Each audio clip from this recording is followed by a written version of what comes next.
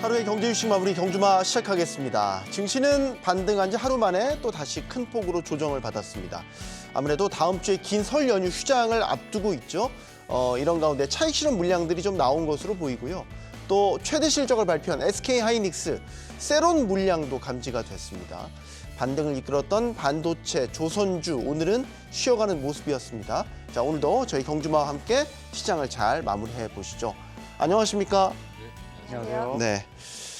자, 오늘 장은 좀 아쉽습니다. 왜냐하면 미장 분위기가 워낙 좋았기 때문에 나스닥 1% 이상 올랐으니까 우리도 오늘 한번 다시 또 힘을 받겠는데 이런 기대감을 안고 딱 봤는데 이걸 웬걸. 좀 많이 빠졌어요. 예. 이건희 대표님 어떻게 보십니까?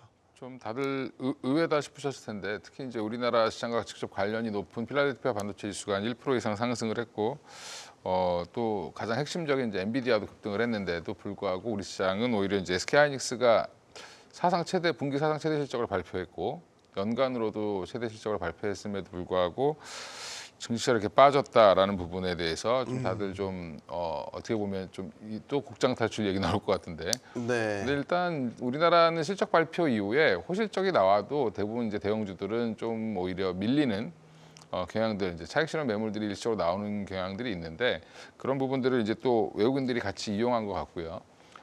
다음 주 월요일부터 이제 이어지는 황금 연휴라고 이제 하죠. 월요일부터 목요일까지 쉬기 때문에 외국인들 입장에서도 단기 자금들은 좀 차익 실현 매물이 나올 가능성이 높고 그래서 이제 오늘 보면 뭐 사실은 조선주도 급등했던 부분들이 반납을 많이 했고요. 네. 차익 실현 매물들이 많이 나왔고 최근에 많이 올라왔던 섹터들 전반적으로 지금 다 조정이 나왔습니다. 그래서 일시적으로 단기 자금들은 좀 현금화를 해놓는 경향들을 내일까지도 보여줄 수 있다라고 좀 보고 있고요.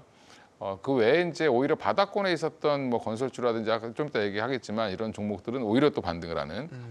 그래서 지금 그리고 최근에 좀 오랫동안 쉬었던 또 바이오 섹터들의 일부 종목들도 또 반등을 하고 삼성바이오로직스가 또 최대 실적을 또 냈죠. 그러면서 오히려 소실적으로 삼성바이오로직스는 또 올라가는 모습이 좀 나왔습니다. 그래서 이런 부분들을 보면 아직 시장은 좀 눈치 보기를 계속 하고 있는 거다라고 보시면 되고요. 외국인들이 환율 하락기에 좀 더 투자하지 않겠냐라는 기대감이 있었는데 네. 최근에 이제 환율이 급격하게 하락을 했다가 다시 또 반등도 좀 세게 나오고 있습니다. 그래서 1,440원대까지 지금 다시 올라오려고 하는 폼을 잡고 있기 때문에 그런 부분들도 외국인들 입장에서는 강하게 베팅하기보다는 조금 아직은 좀 보자라는 그런 관망 심리가 더 작용을 했다라고 보시면 될 것 같습니다. 네. 염정 부장님. 네.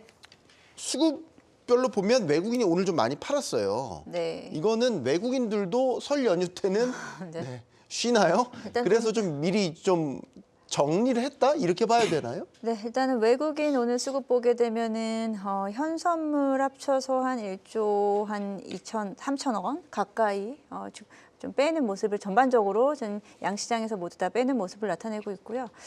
최근에 이제 수급 현황 보게 되면은 뭐 그렇게 사실 좋진 않았어요. 외국인들이 이번 주 같은 경우에 뭐 어제 같은 경우를 제외하고는 지속적으로 코스피 쪽에서 매도를 보여줬고 네. 뭐 코스닥 같은 경우에는 사실 크게 관심이 없는 것 같아요. 외국인들이 큰 관심이 없는 것 같고 1월 들어서는 이제 대형주라든지 중대형 섹터 중심으로 외국인들의 수급이 좀 들어왔다라는 점인데 앞서 말씀하신 대로 이제 설 연휴가 또 길기 때문에 네. 지금 한 일주일 가까이 실제적으로는 미국 시장이 한 5영업일 정도, 5거래일 정도 이루어질 거기 때문에 그 사이에 미국 시장이 어떤 변동성을 나타낼지 모르겠습니다. 트럼프 취임 이후 뭐 거의 4거래일 연속 미국 시장이 상승했다라는 부분은 사실은 좀 부담스러울 수밖에 없겠고요. 네. 그렇게 되면은 나머지 남은 한 5거래일 동안 그 안에서의 변동성, 섹터의 좀 변화가 크게 나타날 수 있을 거기 때문에 그에 대한 부분을 시장에서는 미리 염두를 해두고 많이 오른 섹터 내에서 많이 오른 쪽에서는 차익 실현을 할 수 있는 영역이다라고 좀 생각하고 있습니다.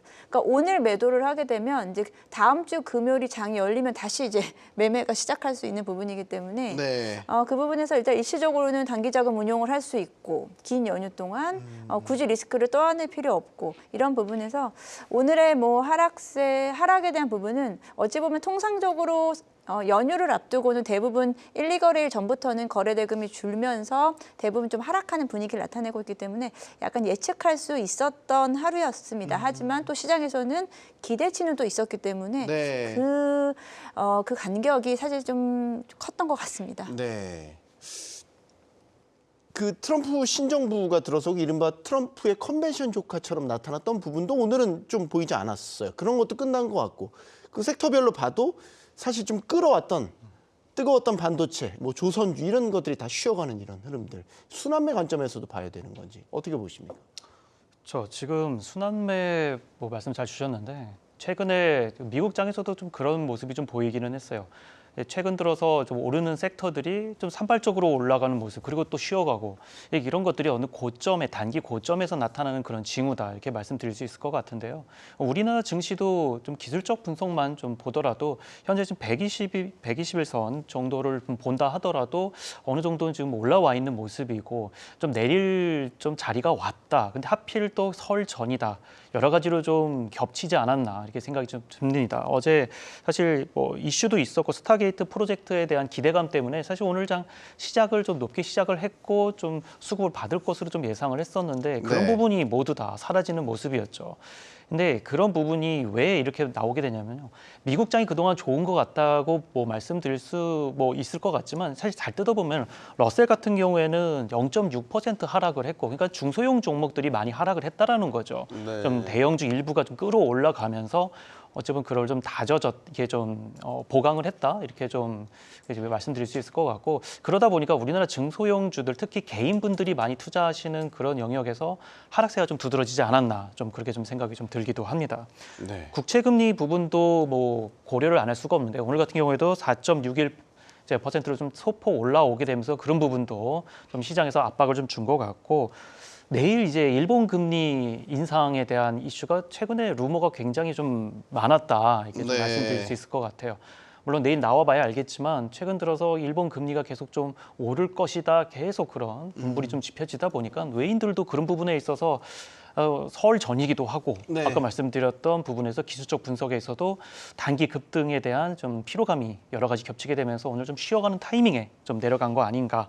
그래서 오늘 또 외인들이 하필 또 네이버라든지 SK텔레콤 이런 경기 방어주를 좀 더 담으면서 그런 부분에서 좀 반증하지 않았나 또 그렇게 생각을 해볼 수 있을 것 같습니다. 생각해 보니까 일본은행도 금리 결정에 들어가는군요. 다음 주 연준만 생각하고 있었는데 내일 BOJ가 만약에 금리를 인상하는 결정을 한다면 지금 할 것처럼 분위기는 다 잡아놨는데 네. 한다면 우리 증시에는 좋을 건 없죠.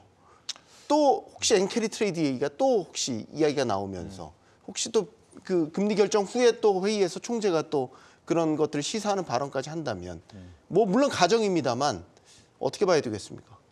일단 뭐 설왕설래는 많은데 여전히 이제 상승 가능성이 좀 더 많다라고 지금 시장에서는 보고 있는 것 같고 이미 네. 오늘 그런 것들을 또 일부 반영을 한 것 같기도 합니다. 이게 결국에 근데 지난번 8월, 작년 8월처럼 급락이 나온다든지 하는 일은 없을 것 같고요. BOJ가 이제 지난번 이제 회의 때부터 계속 올린다라는 얘기를 뉘앙스를 줬기 때문에 신호를 줬기 때문에 그런 부분들은 이미 조금 시장에서 어느 정도 인지하고 있을 텐데 그래도 막상 또 맞으면 또 그 한번 크게 맞았던 트라우마가 있기 때문에 아파요. 예, 그래서 또 그럼 또 한 번 또 하락할 가능성도 있겠죠. 그래서 아마 내일 낮 12시 우리나라 시간으로 12시 정도에 12시에 이제 발표가 될 텐데.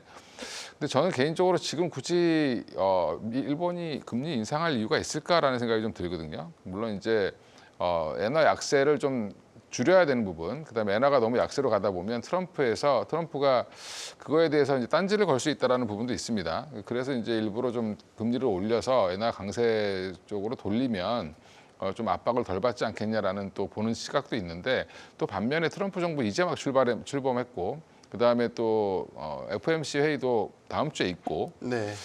굳이 이제 미국의 눈치를 좀 볼 거면 사실은 뭐 일본은 미국의 의사에 반하게 행동하지는 않을 테니까 지금은 굳이 금리를 올리거나 하기보다는 시장에 충격을 주기보다는 또 한 번 이제 우리나라 이제 하는 총재처럼 우리나라 한국은행처럼 좀 한 번 좀 미루지 않겠나 생각이 들고요.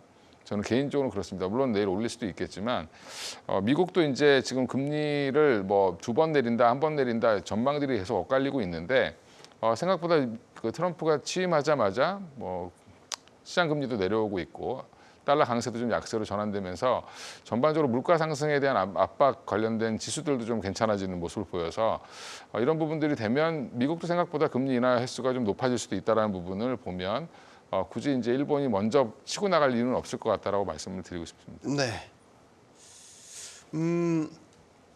오늘의 오늘 장의 좀 주인공이라고 할까요?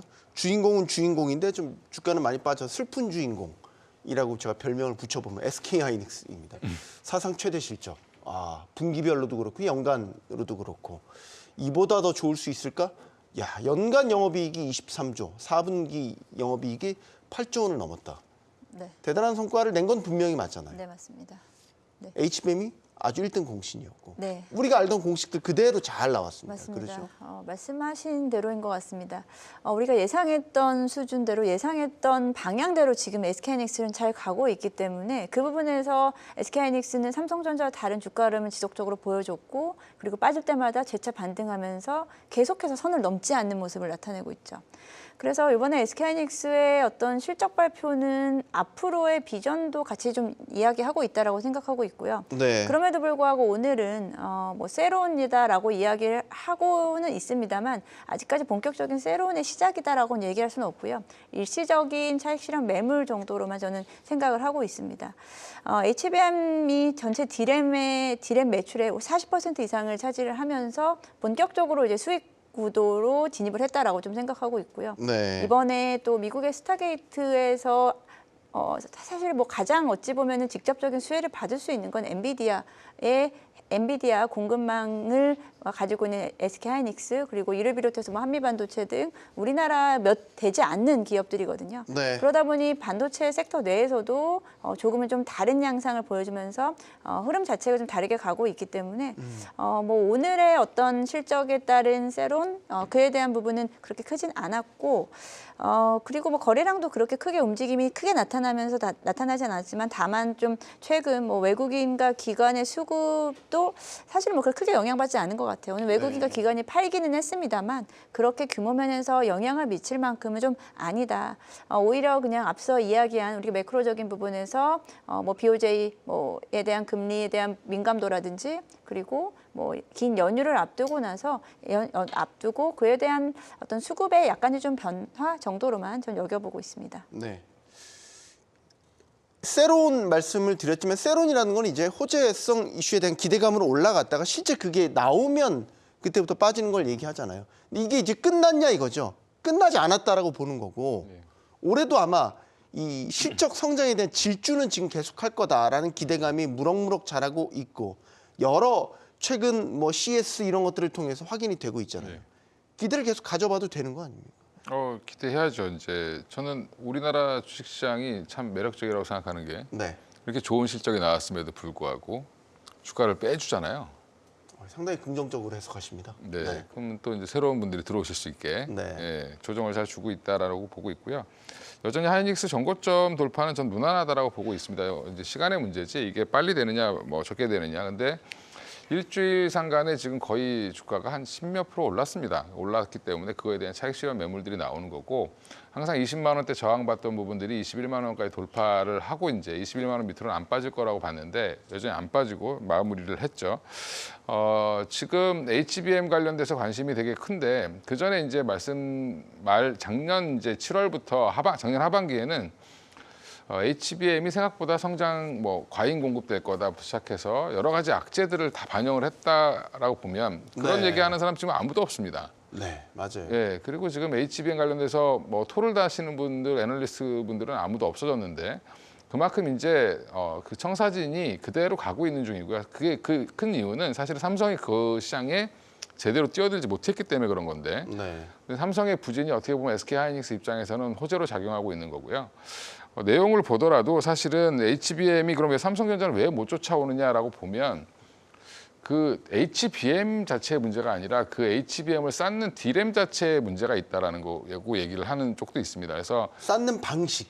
쌓는 방식도 문제인데 네. 사실은 쌓는 방식만 보면 마이크론도 안 돼야 되는데 마이크론은 삼성과 똑같이 하고 있는데 되거든요. 이제 D램 자체에 들어가는 원판들을 만들 때 그 쌓기 전 단계도 이미 하이닉스보다 레벨 수준이 낮다라는 거죠. 그런 부분들이 이제 여전히 좀 문제가 되고 있다. 기술력 자체가 좀 문제가 되고 있다라고 보면 그 거꾸로 얘기하면 SK하이닉스의 독주는 당분간 더 이어질 가능성이 높다라고 보는 거고 25년도에 지금 웨이퍼 기준으로도 한 작년 대비 한 70% 이상 더 쓴다라고 하는데 SK하이닉스 오늘 이제 컨콜에서 얘기를 했죠. 작년보다 한 100%더 성장할 거다. 2배 더 성장할 걸로 보고 있습니다. 네. HBM이. 그러면 이미 이제 수준은 올해 거 다 받아놨는데 그렇게 공언하는 거는 어찌 보면 당연한 걸로 보시면 되고요.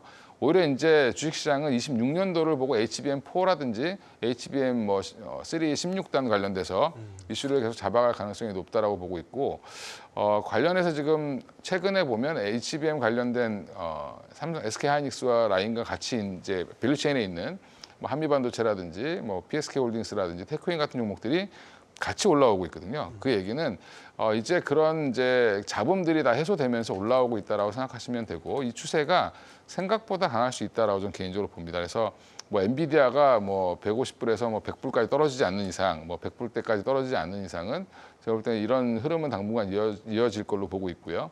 그 외에 이제 뭐 브로드컴이라든지 여러 이슈들도 여전히 살아 있고 최근에 이제 구글도 이제 TPU를 또 살려서 뭐 새로운 논문을 또 발표한 걸 보니까 여전히 이제 메모리의 발전 일단 일시적으로 저장하는 부분들을 영구 저장하는 쪽으로도 또 이제 검토를 하겠다라고 좀 얘기를 하거든요. 네. 그러면 결국엔 그런 걸 협력할 수 있는 회사들은 삼성전자 아니면 어떻게 마이크론, 뭐 하이닉스 세 개의 회사 중에 하나일 테니까 그런 부분들이 다시 또 부각되면 별도로 이제 저장할 수 있는 것들을 만들어낸다라고 하면 또 다른 시장은 또 개척될 수 있다라고 보고 있습니다. 그래서 하반기로 가면 또 그 얘기가 또 나올 가능성이 있습니다. 그래서 저는 뭐 여전히 SK하이닉스는 사셔야 된다. 조정받을 때마다 이렇게 말씀드리겠습니다. 네. 매기가 살아있다. 전고점 보니 작년 7월에 찍었었던 24만 8천 원대. 지금의 어떤 동력을 감안한다면 올해 안에 우리 이건희 대표는 상당히 긍정적으로 보고 계시고. 네, 저도 좀 긍정적으로 좀 보는 현 대표님도? 편이에요. 네, 네. 좀 긍정적으로 좀 보고 있어요. 그러니까 지금 안 좋은 측면도 있고 뭐 시장에서 좋은 측면 여러 가지 나오고 있는데 이제 올해 제일 키워드라고 보면은 트럼프 1기 때도 그랬지만 어찌 보면 가는 섹터 그리고 올라가는 종목들이 올라가는 그런 상황을 1기 때도 많이 보셨을 텐데요. 그때는 IT 쪽이 좀 많이 올라기도 했었죠. 이번 같은 경우는 첨단 종목들, 그러니까 첨단 섹터 종목을 좀 많이 보시면 좋겠다라고 말씀을 드리고 싶은데요. 어쨌든 마찬가지로 이 SK 하이닉스의 매출에 결국에는 이제 반도체 많이 팔아야 된다는 부분. 근데 로봇주 그리고 AI 관련해서 지속적으로 좀 이슈가 나오고 있는 것이 다 모두 반도체가 다 들어가는 부분이거든요. 그러다 보니까 앞으로 SK 하이닉스가 지금 이 가격에서 머무르지 않고 이전에 있었던 고점을 돌파할 수 있는 원동력이 되기 위해서는 일단 미국에서 지속적으로 로봇에 대한 이슈가 좀 나오고 네. 또 그리고 이제 그것이 실질적으로 실생활에 계속 쓰이면서 매출로 이어지는지 이런 부분을 같이 염두에 보시면 좋을 것 같은데요. 미국 같은 경우에서도 오늘 스타게이트 이슈도 있었고 로봇에 대한 이슈가 아마 올해 한 이제 초반임에도 불구하고 이슈가 계속 나오고 있지 않습니까? 근데 이제 트럼프 정권 내내 첨단 과학에 대한 그런 부분, 그러니까 뭐 위성에 대한 부분도 있고 또 로봇 지속적으로 얼마 전에 삼성전자 같은 경우에도 로봇을 이제 레인보우 로보틱스죠. 이제 인수를 하게 되면서 관련된 좀 이슈가 좀 나오게 됐는데요. 이제 그 부분도 마찬가지일 것 같습니다. 삼성전자도 반도체에 대한 부분이 앞으로 이제 외형을 확장을 해야 되는데 로봇에 대한 부분을 좀 간과할 수는 없겠죠. 그래서 이런 거 같이 생각을 하게 된다고 하면은 단기적으로는 지금 급히 올라가다 보니까 아무래도 좀 세로에 대한 부분 그리고 어쨌든 기술적 반등에 대한 부분도 여러 가지 좀 고민을 해보셔야 되겠지만 장기적으로 보면은 이전에 있는 정고점 충분히 돌파하고 올라갈 수 있지 않을까 좀 보고 있습니다. 네. 이게 그 매출에서 뭐가 이렇게 매출을 잘 냈나 따져보니까 이제 HBM이 1년 사이에 매출 비중이 확 늘었더라고요. 2023년 기준으로 보면 HBM 매출 비중이 16%.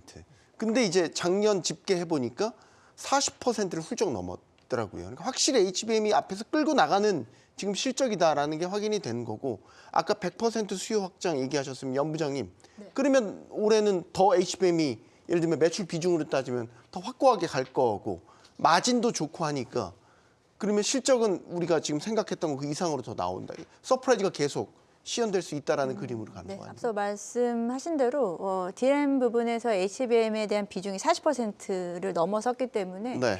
이에 대한 비중을 점차적으로 더 늘리겠죠. 그리고 계속해서 이제 라인 자체를 HBM 쪽으로 조금 더 확대될 것으로 예상을 하기 때문에 네. 이에 대한 수익성, 영업이익률은 조금 더 계속해서 개선되지 않을까라고 생각하고 있습니다. 그리고 계속 뭐 앞서서 말씀하셨는데 이제 삼성전자와 SK하이닉스에 대한 계속 우리 시장에서는 비교가 있잖아요.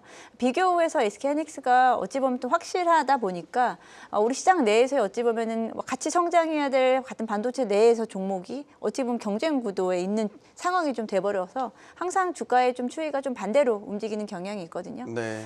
그 내에서도 이제 HBM에 대한 비중이 SK하이닉스 점차 늘리면서 최근 한 2, 3년지간의 판도 자체를 좀 바꿔놓은 상황이고요. 그에 대한 우위를 확보해 있다라는 점에서 계속해서 이제 기관이라든지 외국인들 그리고 시장에서는 SK하이닉스를 좀 주목을 하고 있다라고 생각하고 있습니다. 네. 마찬가지로 저도 SK하이닉스 지금 뭐 단기적으로 좀 빠진다라고 하면은 이에 대한 부분은 그냥 웬만하면은 뭐 저도 마찬가지로 뭐 엔비디아라든지 이제 빅테크 기업들의 주가 조정이 세게 나오지 않는 이상은 네. 지금의 좀 박스권의 움직임을 유지할 수 있을 것이다라고 생각하고 있고요. 뭐 올해 어떤 연간 계획도 상당히 높게 목표치를 잡고 가고 있다라고 보고 있거든요. 발표를 했는데 그에 대한 부분도 저 추가 달성에 대한 부분도 충분히 염두에 둬야 되지 않을까라고 생각합니다. 네. 이거 직원들도 성과급 되게 많이 받았더라고요. 1,500%. PS라고 해서 이제 그 이익을 공유하는 형식의 성과금은 1,000%. 그것도 지금 최대치. 거기다 특별 성과금 500%를 더해서 1,500%. 물론 우리 같은 직장인들 다 좋은 일 아닙니까? 그렇죠. 같이 이익을 공유해야죠. 많이 받을 수 있으면 좋죠. 축하할 일입니다. 예, 그렇게 줬는데도 8조 넘게 이익이 났으니까 예, 네. 많이 번 거죠. 그것도 짚어봐야 되는 게 이제 네. 4분기에 8조 원대 영업이익이 삼성전자를 앞질렀으니까 사실 이제는 하이닉스가 우리가 알게 모르게 만년 2위라는 꼬리표를 항상 달고 있었는데 이제 명실공히 다 뗀 거 아닙니까? 이제 삼성전자가 이제 2위로 내려앉게 됐으니까 참 세월이 격세지감이다라는 생각이 들기도 합니다. 참 드리고 싶지 않은 질문이긴 한데 드리겠습니다. 그래도 네. 삼성전자의 올해 반격은 어느 정도 준비되어 있다고 보십니까? 일단 좀 전반적으로 분위기는 부정적인 것 같아요. 아직도요? 네. 기술력이나 이런 부분들이 이제 원래 삼성하면 우리 제가 어렸을 때부터 지금까지 반도체 사업을 시작하고 나서 항상 세계 최초 무슨 뭐 개발 뭐 이런 건 뉴스가 계속 나왔던 회사인데 지금 이제 오히려 반도체 아까 제가 그 HBM 말씀드리면서도 삼성전자가 지금 HBM뿐만 아니라 이제 DDR5 기본적으로 DRAM 자체 생산 공정 자체가 네. 하이닉스보다 지금 떨어져 있다라고 레벨이 떨어져 있다라고 좀 얘기를 하고 있고요. 그런 부분 때문에 이제 젠슨왕이 설계를 변경해야 된다 이런 얘기까지도 나왔다라고 좀 보고 있는 것 같고요. 이제 중요한 거는 이제 영업이익률은 그러니까 그 주식 투자할 때 보시면 어떤 기업을 사야 되냐 물어보신 분들 있잖아요. 네, 네. 제일 간단한 답이 독점 기업을 사야 되고 독점이 아니면 과점을 사야 되고 과점에서 1등을 사야 되고 또 하나가 영업이익률이 올라오고 있는 회사를 사야 됩니다. 워렌 버핏이 비슷한 투자 절 기법을 쓰죠. 근데 지금 하이닉스 영업이익률 거의 40%까지 올라오는 상황이기 때문에 네. 그러면 지금 뭐 그 디램이라든지 랜드 가격 떨어진다라고 하는데도 불구하고 올라오고 있는 거는 HBM이 효자 노릇을 해주기 때문에 그렇고 그만큼 마진율이 높다라는 건데 일각에서는 엔비디아가 그러면 이렇게 많은 금액을 남기면 깎지 않겠냐라고 얘기하시는 분들도 있는데 그럴 가능성은 없다고 보고 있고요. 네. 미국 기업은 우리나라처럼 그렇게 뭐 쪼진 않습니다. 밸류체인들을. 근데 일단 지금 보면 삼성전자 이게 물어보기 싫은데 물어보셨잖아요. 근데 1등 기업이 꺾일 때는 되게 조심해야 됩니다. 무슨 뜻입니까? 누굴 우리가 조심해야 된다. 꺾일 때도 되게 무섭게 꺾일 수 있다. 어이없이 그냥 나 1등이었는데라고 외쳤던 기업도 예. 꺾일 때는 그냥 속절없이 꺾인다. 일례로 지금 삼성전자에 대해서 기대감 갖고 있는 게 HBM4잖아요, 우리가. 근데 다음 세대를 뛰어넘다 그냥. 예, 그렇죠. 우리 네. HBM4에서 선점하겠다. 그러면서 이제 뭐 지금 테슬라도 뭐 샘플을 요청했다라고 얘기하고 브로드컴도 러브콜을 보낼 가능성이 높다라고 보고 있는데 사실은 근데 삼성전자가 브로드컴이 잘 못 나갈 때 갑질을 좀 강하게 한 적이 있어서 브로드컴에서 삼성전자를 택할지 그 여부도 좀 봐야 될 것 같고요. 네. 앞으로 이제 지금 그동안 이제 독주를 하던 30년 넘게 이제 사실은 뭐 메모리 쪽에서 1등을 하고 있는 삼성전자가 이런 자리를 겸손하게 내려놓고 다시 한번 리모델링을 할 수 있느냐가 되게 중요할 것 같고요.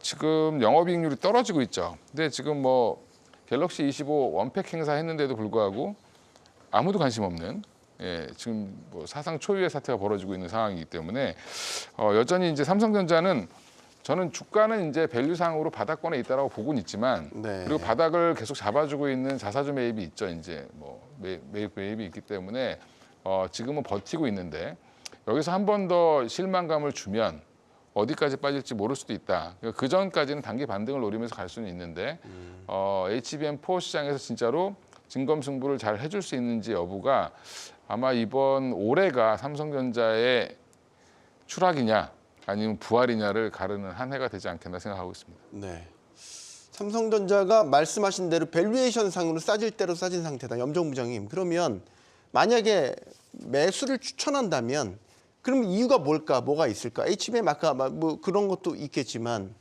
자사주 매입 뭐 그런 것도 생각할 수도 있겠고. 저도 뭐 비슷한 생각입니다. 사실 삼성전자가 밸류가 싸다는 거는 알겠지만 그에 대한 반등폭을 얼마나 가져다 줄지에 대한 부분은 아직까지 우리가 예측하기 어려운 구간에 있다라고 좀 생각합니다. 네. 그래서 지금 뭐 삼성전자를 워낙에 삼성전자를 투자하시는 분들의 성향 자체가 좀 장기로 보시는 분들이 좀 많다라고 좀 생각하고 있는데요. 아니면 좀 의도하지 않게 지금 장기 투자가 되고 있는 상황 속에서 사실 삼성전자가 이렇게 좀 묶여 있다 보니까 여기에서 또 우리나라 시장에 대한 거래 대금 자체가 좀 활성화되지 못하고 뭐 삼성전자라든지 2차 전지 대형주들 이런 쪽으로 사실은 많은 개인 투자 자금이 들어가 있기 때문에 이런 쪽에서의 거래가 좀 활발하지 못하는 것도 우리 시장에 대한 부진으로 좀 이어진다. 결국은 뭐 삼성전자 이야기하면서 또 우리 시장 전체적인 이야기를 했는데 시장 자체가 좀 활성화돼야 되는 부분도 있고요. 네. 삼성전자의 주가가 저는 조금은 좀 아쉽지만 빠르게 반등이 나온다라기보다는 지금 수준은 지금 가격대를 얼마나 좀 잘 유지하면서 박스권을 조금은 더 넓혀가야 되는 상황이다. 최근에는 박스권도 상당히 좁아져 있는 상황이거든요. 뭐 5만 원 초반대에서 5만 5천 원 넘으면 바로 또 조정이 나오고 네. 이런 박스권 내를 조금은 좀 넓혀가는 구간으로 일단은 시장이 좀 움직여줘야 되지 않을까라고 생각합니다. 또 하나 말씀드리면 네. 사실은 삼성전자 좋아지려면 뭐 많은 방법들을 10년 전부터 뭐 많은 애널리스트나 전문가들이 얘기를 했는데 파운드리 분사 얘기가 계속 나왔었잖아요. 네. 근데 이번에도 부인을 했고 네. 근데 지금은 파운드리로 까먹는 돈이 지금 뭐 조 단위가 넘어가고 있는 상황이기 때문에 사실은 좋아지려면 파운드리 분사해서 사실은 여기에 SK하이닉스, 삼성전자 공동 투자하고 뭐 그리고 정부까지 가세해서 약간 TSMC 같은 연합전선을 만들어서 TSMC 사실 거의 국영기업처럼 출발한 회사잖아요. 근데 그렇게 해서 파운드리를 좀 키워야 된다. 그러면 네. 오히려 삼성전자가 좋아질 가능성이 높지 않겠나 저는 그렇게 생각하고 있습니다. 뭐 그래봐 제가 얘기한다고 듣진 않겠지만. 네. 될 수도 있죠. 네. 우리의 미래를 어찌 알겠습니까? 자, 지금 어닝 시즌인데 어닝 시즌에 충격을 준 기업 하나를 좀 짚어보도록 하겠습니다. 시공 실적으로는 시공 순위로는 우리나라 국내 2위, 삼성물산에 이어서 2위입니다. 대형 건설사를 대표하는 현대건설 이야기인데요. 현대건설이 조 단위의 적자를 냈어요. 제 기억에도 이런 식의 실적을 발표한 적은 없었거든요. 왜 그런가? 의아했고 조 단위까지 가야 될 만큼 지금 물론 건설업이 안 좋다고 하지만 그래도 우리나라 최고 대형 건설사인데 현대건설 왜 이렇게 된 겁니까? 일단 실적 이야기부터 해보죠. 일단 그 건설사도 그렇지만 이제 일반 기업들에서 좀 특이한 그런 행태를 좀 보이는 게 있습니다. 이제 대표가 이제 수장이 교체를 하게 되면은 아무래도 이제 앞으로 향후에 이전에 있었던 이제 경영 악재에 대한 부분을 모두 털어내고 이제 향후에 경영 흑자에 대한 부분을 이제 부각시키고자 이제 경영 그런 개선에 대한 프로젝트를 좀 진행을 하게 되는데요. 그런 걸 우리가 이제 빅베스라고 해가지고 일명 이제 그런 거죠. 이전에 있던 때를 다 이제 벗겨내겠다. 약간 그런 느낌으로 이렇게 말씀을 많이들 하곤 하는데요. 그러다 보니까 이전에 있었던 부실들을 모두 한 번에 묶어서 털어내고 이제 흑자 기업, 이제 흑자 현장들만 이제 이어서 하겠다라고 좀 얘기를 많이 하는데요. 조 단위로 나오게 된 거는 이제 두 가지 현장에서 문제가 좀 컸었던 것 같습니다. 이제 인도네시아 RDMP 발리파판 정유 공장, 이 정유 공장에 대한 이 영업이익이 좀 많이 안 좋았었고 그리고 네. 또 사우디 자프라 프로젝트 패키지 2라는 여기 두 사이트에서 아무래도 이제 실적이 좋지 않고 이제 우리가 건설회사에서 이제 실행가라고 하는데 실행가가 이제 좋지 않다 보니까 그런 부분에서 단기간 계속 지속적으로 반영이 돼서 하락세를 좀 보였던 것도 맞는데요. 건설업 쪽에서는 사실 이미 이전부터 실행가를 모두 알고 있습니다. 어느 정도 이 실행이 안 좋다라는 것을 알고 있기 때문에 지속적으로 하락세를 보이는 거는 그 부분을 다 반영을 한 것으로 보이고요. 이제 네. 실질적으로 오늘 모두 다 묶어서 털게 되면서 이제 향후 남은 실행이 좋은 현장들은 다 이제 흑자 이제 현장이기 때문에 그런 부분에서 긍정적인 부분을 좀 시장에서 바라본 것이 아닌가 이렇게 보게 됩니다. 그러니까 이게 알다가도 모르는 게 주식시장 같은데 조단위 적자를 낸 곳인데 주가는 이틀 연속 급등을 했다면 이게 뭐죠? 왜 그러는 거죠? 네, 사실 어제 이제 현대건설 실적 발표 나오고 나서 주가가 갑자기 급등이 나오는 네. 바로 반응을 하더라고요. 이 부분을 뭐 해석하기도 전에 바로 주가가 먼저 반응을 한 상황인데요. 일단 앞서 말씀하신 대로 대규모 이제 손실 부분을 한 번에 좀 이 비용 반영을 시킴으로 인해서 이 부분에 오히려 좀 클리어해진 상황으로 이에 대한 부분을 좀 비용 어떤 리스크 해소 차원에서 뭐 빅베스라는 표현으로 바로 이제 기사화 되더라고요. 이 부분은 참 어떻게 보면 격세지감인 게 SK하이닉스 실적 나왔을 때는 최대 실적에도 불구하고 빠지고 현대건설 같은 경우에는 사실은 1조 2천억 원의 적자에 대한 부분이 지금 매출액이 8조 정도 되는데 1조 2천억 원 상당히 큰 규모의 적자임에도 불구하고 네. 이 부분을 좀 일단은 뭐 앞서 말씀하신 어떤 리스크를 오히려 일단 털어냈다라는 라는 거에 차원에서 해석을 한 것 같습니다. 그렇기 때문에 이 부분은 기술적인 반등으로 저는 해석을 하고 있습니다. 전체 건설업이라든지 현대건설 개별적인 어떤 어떤 모멘텀이 발생할 수 있는 구간은 사실 아니거든요. 그리고 이번에 이제 해외 플랜트 쪽에서의 비용 리스크에 대한 부분이 이제 적자로 나오긴 했는데 네. 현대건설 같은 경우에는 아직까지도 내수 시장이 훨씬 더 내수에 대한 매출액이 좀 큰 기업이다라고 말씀드릴 수 있겠고요. 이제 국내 이제 토목에 대한 부분이라든지 국내 건설 주택 건설 네. 쪽에 대한 비중이 사실은 해외 매출 비중보다 훨씬 더 크기 때문에 국내 어떤 부동산 시장의 침체가 해소되기 전까지는 건설업 자체가 전반적으로 좀 일어나기에는 좀 쉽지 않은 상황이다.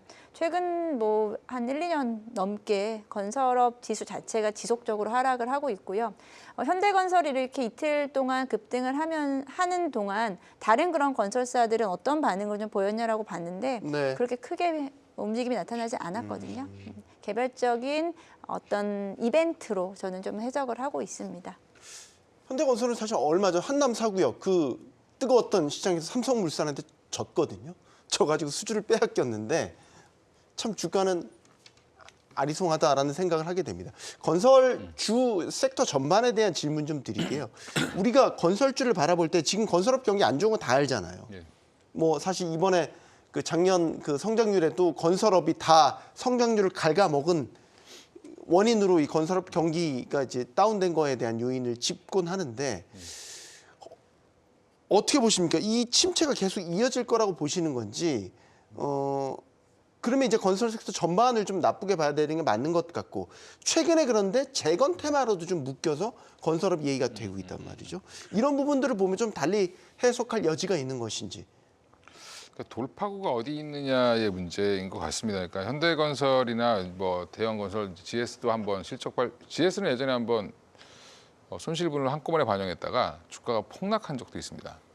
오히려. 그때는 이랬고 현대건설은 또 다른데요. 좀 미리 좀 알려줬나 봐요. 그러니까 좀 최근에 또 현대건설은 거의 역사적 바닥까지 내려와 있는데 뭐 질문하신 것부터 먼저 말씀을 드리면 사실은 돌파구가 어디 있느냐가 중요한데 해외 쪽에서 찾아야 되지 않냐, 국내에서 찾아야 되냐. 뭐 국내는 당연히 건설 경기 지금 안 좋죠. 네. 자재도 올라가고 비싸게 분양하면 안 팔리니까 지금 뭐 건설업은 거의 중단되어 있다라고 보시는 게 맞고요. 지금 또 하나가 정부 쪽에서도 뭐 지금 뭐 새로운 신도시라든지 이런 계획을 세울 만한 지금 여건이 아니죠. 신정부가 들어오거나 뭐 정권이 바뀌어야 뭐가 새로 진행이 될 텐데 그런 거에 대한 정책에 대한 기대감도 좀 거의 없고 네. 또 하나 이제 해외 수주도 현대 엔지니어링 이번에 발표한 그 털어낸 거 보면 그 저가 사우디 저가 수주 뭐 이런 것들 때문에 사실은 또 적자가 늘어난 거거든요. 이런 네. 부분들이 지속적으로 된다라고 하면 사실은 해외 사업 부분도 좀 별로고 지금 그러면 뭘 해야 되냐라고 보면 기대감은 그나마 원전 쪽에 좀 있지 않나. 현대건설이 또 원전 관련돼서 시공 네. 능력이 있기 때문에 예. 지금 체코 원전 수주 관련돼서 또 웨스팅하우스랑 합의가 끝났기 때문에 네. 그럼 앞으로 이제 새로운 추가 수주 같은 것들은 더 나올 수 있다라고 봤을 때 오히려 지금 SMR이라든지 뭐 대형 원전 관련돼서 이슈가 좀 발생되면 오히려 현대건설은 해외 프로젝트는 그쪽으로 좀 더 집중할 가능성이 높지 않을까 생각을 하고 있고요. DLENC 뭐 같은 경우도 지금 엑스에너지에 또 지분 투자를 해놨거든요.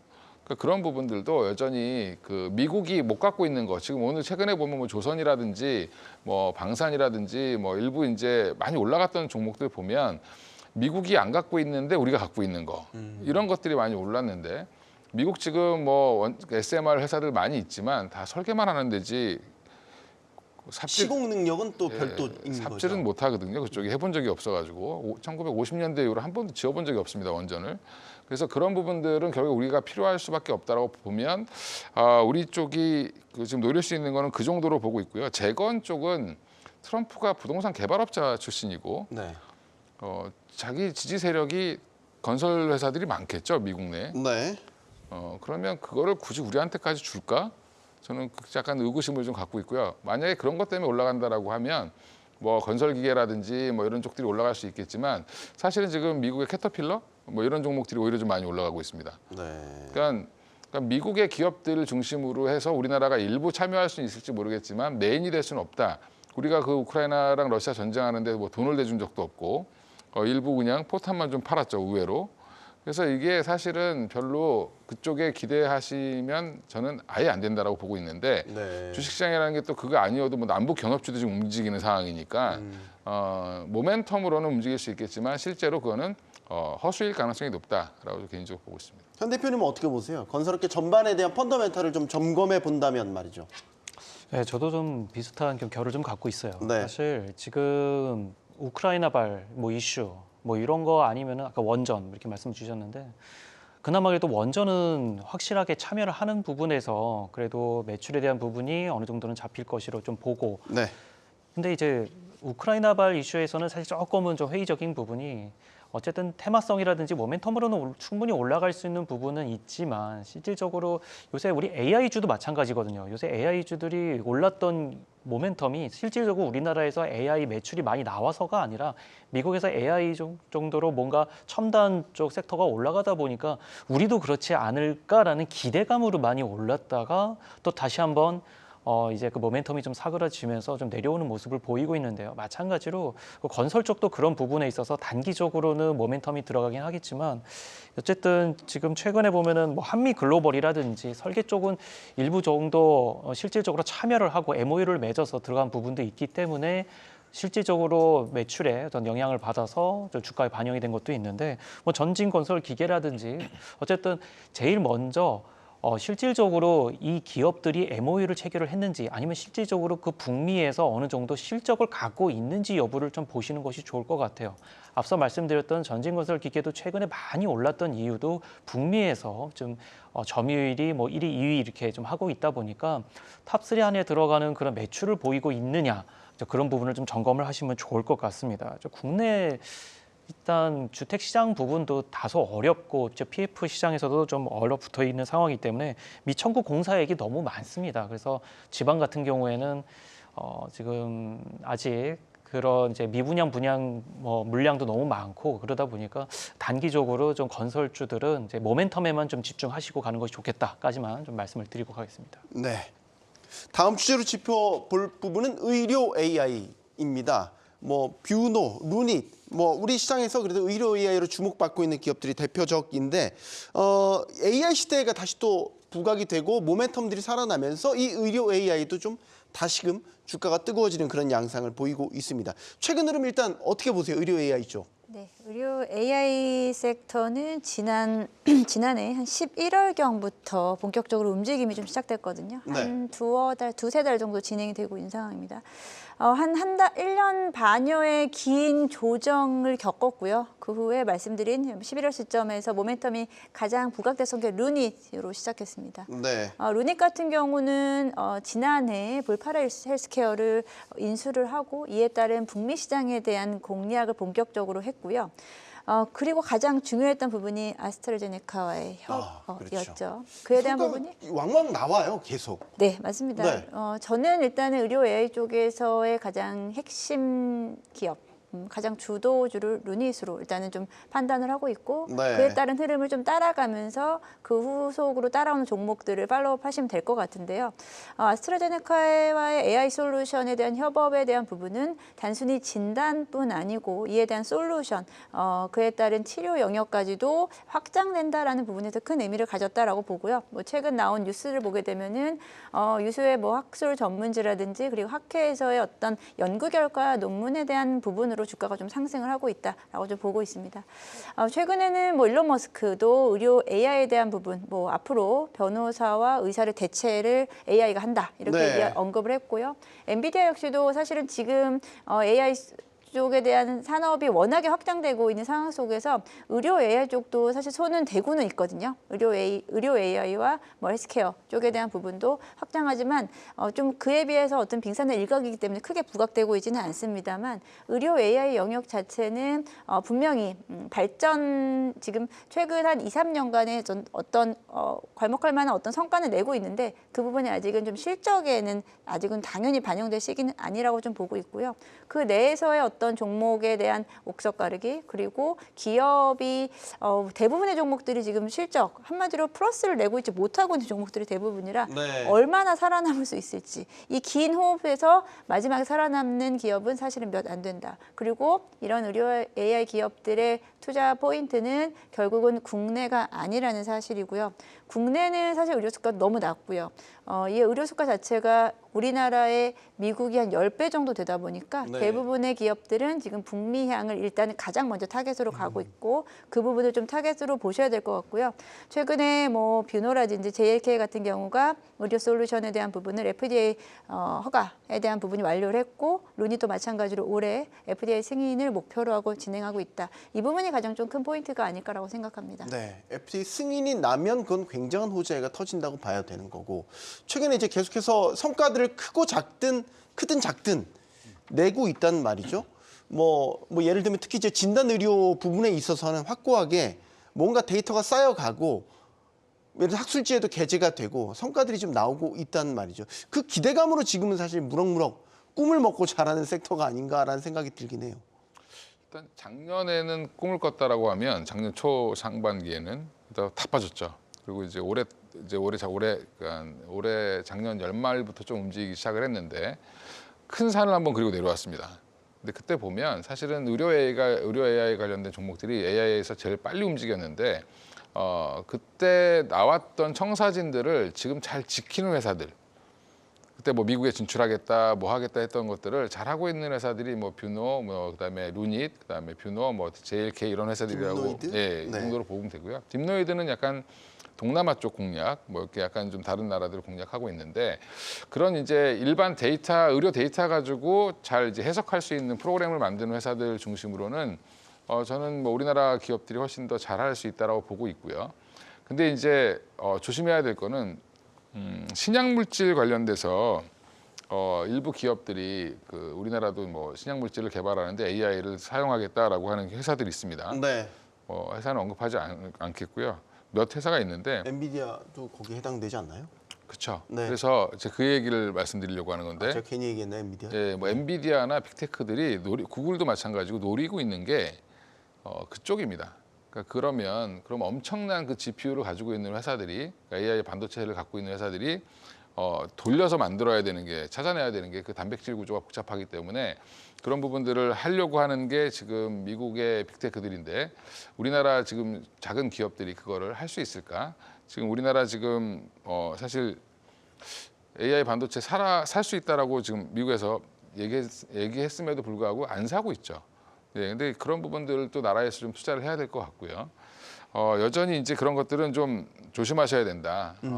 그게 과연 할 수 있을까? 지금 미국 빅테크들도 지금 이제 한다라고 하고 있는 상황이기 때문에 그래서 오히려 실질적으로는 당장 이제 뭐 루닛이라든지 뭐 JLK, 뭐 뷰노 이런 종목들 중심으로만 보시면 될 것 같고요. AI는 오히려 지금 뜨고 있는 거는 로봇이잖아요. 지금 수술용 로봇. 네. 인투이티브 서지컬이 이제 최근에 주가가 실적이 잘 나오면서 올라갔는데 다빈치 관련돼서 이제 실적이 워낙 잘 팔렸기 때문에 우리나라에도 지금 다빈치 서울대학병원에도 있고 다 있습니다.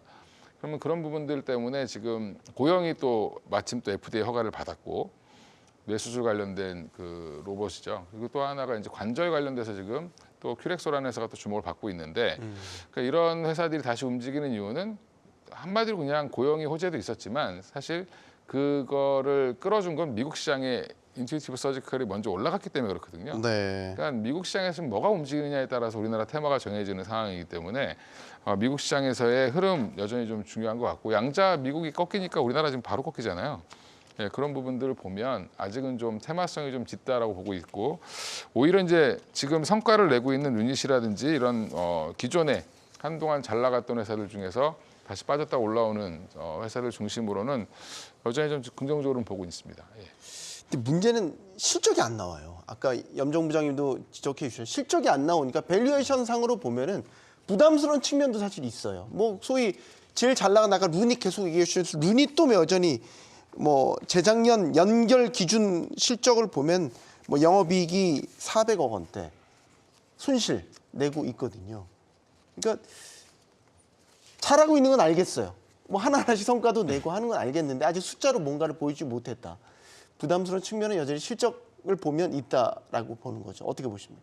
그렇죠. 근데 바이오 섹터도 그렇고 모든 이제 의료 AI 쪽도 어느 정도는 그런 결을 좀 같이 하는 것 같아요. 좀 성장성을 좀 바라보고 어쨌든 주가는 성장성 그리고 기대감을 이제 같이 겸해서 하게 되는데 특히나 바이오 쪽은 좀 더 기대감을 좀 생각을 하고 이제 바이오하고 같이 이제 결을 같이 하는 것 같은데요. 그런 만큼 요새 이제 우리나라에서도 식품의약안전처에서도 이제 디지털 의료 제품법이라고 해서 네. 이제 향후 이제 소프트웨어 중심으로 지속적으로 이런 부분 해킹이라든지 아니면은 전자메일 폭탄 뭐 이런 것들을 좀 대처하기 위한 그런 이제 법안을 좀 제시한다고 해요. 그러다 보면은 아무래도 이제 법제화가 좀 안정이 되고 그러면 이제 실적 부분 특히나 요새 그런 이슈도 있거든요. 이제 의료 관련해서 로봇과 같이 겹쳐 이제 합해진 그런 보행 이제 관련된 이제 의족 이제 그런 것도 이제 어느 정도 실적이 예전에는 받쳐주지 않다가 최근 들어서는 이제 그런 수요가 많이 들어오다 보니까 좀 그렇게 이제 앞으로 수요가 어느 정도 좀 예상이 되는 그런 실적 섹터기 때문에 의료 네. AI는 뭐 단기간적으로 조금 어렵다 하더라도 향후에 네. 좀 실적이 좀 받쳐주지 않을까 기대감 플러스 또 실적까지 이어지지 않을까 보고 있습니다. 네. 이제 마지막 질문 하나만 딱 드리겠습니다. 설 연휴 이제 휴장을 우리가 다음 주부터 들어가게 됩니다. 설 연휴 이후에 우리가 뭘 좀 관전 포인트를 갖고 증시를 바라봐야 되는지 일단 지금 최근의 흐름 보면 2,500선 하단으로 딱 단단하게 다진 모습은 분명히 우리가 볼 수 있거든요. 설 연휴 이후 염정 부장님. 네, 지금 뭐 코스피 지수가 다행히 2,500선에서의 흐름을 좀 깨지 않고 있는 부분은 최근에 중대형 섹터가 강했기 때문이다라고 생각하거든요. SK하이닉스, 그리고 조선주라든지 뭐 전력기기 전반적으로는 굵직한 섹터, 테마주 중심의 시장이라기보다 조금은 좀 중대형 섹터 위주로 시장이 움직이다 보니까 그에 네. 따른 효과다라고 좀 보고 있습니다. 설 연휴가 지나고 나면은 앞서서도 말씀드렸듯이 이제 트럼프 발에 대한 부분이 많이 약화될 수 있을 거다라고 생각하고요. 누구나 다 예상하듯이 이제 관련된 섹터의 어떤 조정이라든지 그리고 시장의 분위기는 좀 반전될 수 있을 거다라고 보는데 또 네. 우리 시장에서는 아무래도 실적이겠죠. 실적 시즌이 본격적으로 2월 이제 우리 뭐 설 연휴 지나면 금요일 하루 지나고 바로 이제 2월로 넘어가기 때문에 빠르게 지금 기업들이 쉬는 날이 많았기 때문에 아마 2월에 빠르게 실적 발표가 순차적으로 나올 겁니다. 그에 따른 뭐 개별적인 모멘텀 또는 뭐 예를 들어 뭐 최근에 뭐 화장품 섹터가 많이 밀렸는데 화장품 섹터에서 어떤 리딩할 수 있는 기업이 실적이 잘 나온다 이런 네. 식으로 나오면은 섹터가 뭐 동반해서 움직인다거나 뭐 엔터 섹터가 뭐 실적이 괜찮다고 했으니 그 부분에서 움직이면은 같이 뭐 좀 동반한다거나 네. 기존에 못 갔었던 섹터 내에서의 좀 반등은 좀 기대해 볼 만하다라고 생각하고 있습니다. 우리 이건희 대표님께도 짧게만 듣고 예. 싶은데 네. 일단은 트럼프 모멘텀이 계속 될 것인가 설 연휴 이후에도 말이죠. 그리고 이제 혹시 설 연휴 기간 동안 뭔가 폭탄성 어떤 소식이 또 나오지 않을까. 그리고 우리 연휴 마지막 날에는 이제 연준 정책 결과가 나온단 말이죠. 네. 통화 정책 결과. 사실 이제 예정된 것도 있고 예상 못하는 것들도 이런 걸 좀 안고 설 연휴 이후를 바라봐야 됩니다. 그러니까 트럼프 취임 전에도 직전에도 공포를 지나치게 미국 시장도 많이 반영을 했었고 채권 그렇죠. 금리 뚜껑 열어보니까 또 의외로 괜찮았죠. 뭐 관세 가지고 난리칠 것 같았는데 중국에다 60% 한다든지 10% 얘기 나오고 있잖아요. 지금 결국에 무슨 말이냐면 미국도 트럼프가 왜 대통령이 됐는지를 다시 됐는지를 보면 물가를 안정시켜 달라라고 하는 국민의 요구를 국민이 요구한 거를 이제 반영돼서 됐다라고 보면 지금 나오는 정책들이 대부분 물가를 안정시키는 쪽으로 가고 있습니다. 그러니까 그래서 저는 오히려 지금 정책들이 쏟아져 나올 거라고 좀 보는데 우리가 쉬는 사이에 생각보다 스텝이 빨리 갈 수 있는데 미국 정부가 거기에 정책들 전반적으로 보면 당장에는 물가를 떨어뜨리는 쪽으로의 그 정책 집중이 이루어질 가능성이 높고요. 채권 금리도 생각보다 전 내려올 거라고 보고 있기 때문에 네. 오히려 지금 너무 걱정 안 하셔도 될 것 같다.